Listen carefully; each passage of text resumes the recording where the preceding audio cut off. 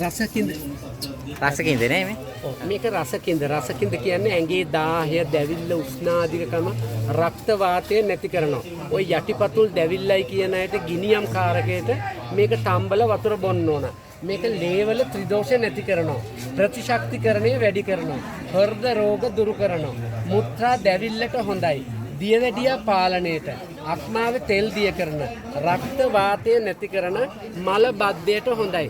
මේක තම්බල බිව්වට පස්සේ අපේ ටොයිලට් යනකොට උදේට වැසිකිළියට යනකොට මේක බඩ බුරුල් කරලා යනවා. ඒ ගැන බය වෙන්න එපා. මොකද ඇඟේ තියෙන විස ඔක්කොම පෙන වගේ ටොයිලට් යන්නේ.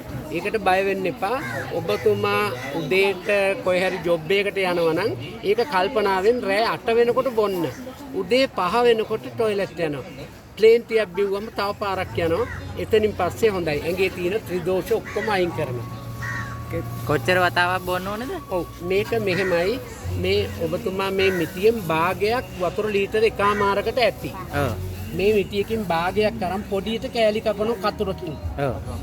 නැත්තම් ලෑල්ලක් උඩ දාලා පීයකින් ඒ කෑලි කපලා ඒක මැටි මුට්ටියකට දාන්න ඕන. ඒකට වතුර ලීටර එකමාරක් දාලා ලීටර එකක් වෙනකන් හින්ද ගන්නවා.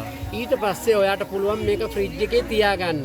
බොන වෙලාවට අනිවාර්යෙන් රත් කරලා දවල් 10ට කප් එකයි හවස 3ට කප් එකයි කප් දෙකක් දවසකට බොන්න පුළුවන්. දවස් කීයක් බොන්න ඕනද?